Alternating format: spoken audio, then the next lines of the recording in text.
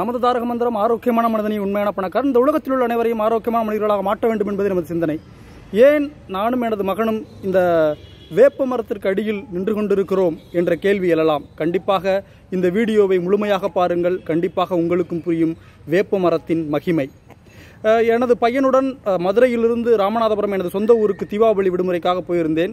அங்கு எனது சொந்த ஊர் ராமநாதபுரம் மாவட்டத்தில் வேறு தண்ணீரை வைத்து குளிக்க வைத்து விட்டோம். எனவே இவனுக்கு முதலில் சளி பிடித்திருந்தது. பிறகு மதுரை வந்தோம். சளி காய்ச்சலாக மாறியது. காய்ச்சல் அதிகமானது.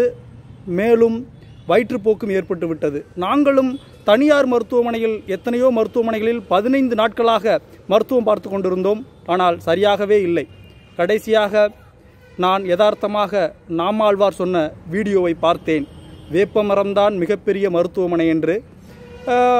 பிறகு இன்னொருத்தரும் சொன்னார்கள், அரசு மருத்துவமனைக்கு போங்கள், அங்கே கொடுக்கக்கூடிய டானிக் குழந்தைகளுக்கு நன்றாக கேட்கிறது என்று. எனவே மதுரையிலிருந்து பக்கத்தில் ராஜாங்கூர், அதாவது சூரி, புரோட்டா சூரி பிறந்த ஊர் ராஜாக்கூர் மிக அருகில் உள்ள மருத்துவமனை. அந்த மருத்துவமனைக்கு போனோம்.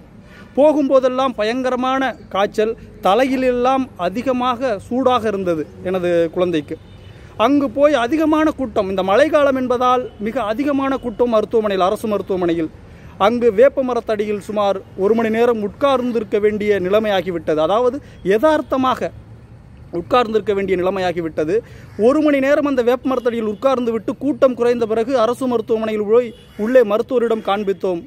எங்கம்மா உங்கள் பையனுக்கு காய்ச்சடிக்குது, தலையெல்லாம் நல்லா தானே இருக்குது, நல்லா ஆக்டிவாக தானே இருக்கான் என்று சொல்லி சளிக்கு மட்டும் மருந்து கொடுத்து திருப்பி அனுப்பிவிட்டார். அப்போதுதான் நாமாழ்வார் சொன்ன அந்த வீடியோ நினைவுக்கு வந்தது. வேப்ப மரம்தான் மிகப்பெரிய மருத்துவமனை. தினம்தோறும் ஒரு 1/2 மணி நேரம் உங்களது குழந்தைகளை வேப்ப மரத்திற்கு அடியில் விளையாட விடுங்கள், அல்லது வேப்ப மரத்திற்கு அடியில் வைத்திருங்கள்.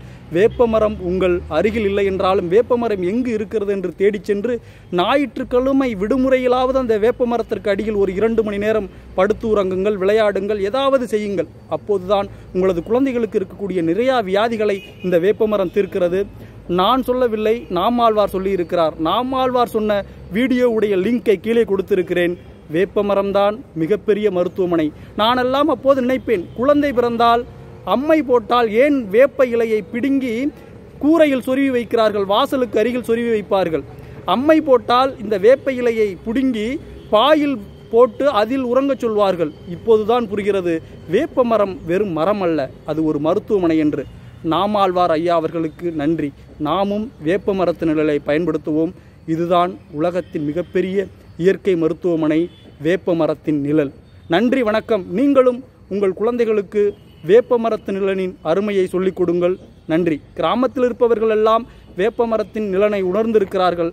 நகரத்தில் இருப்பவர்கள் நாம் தான் தேடிச் சென்று வேப்ப மரத்திற்கு அருகில் நாம் தினந்தோறும் இருக்க வேண்டும்.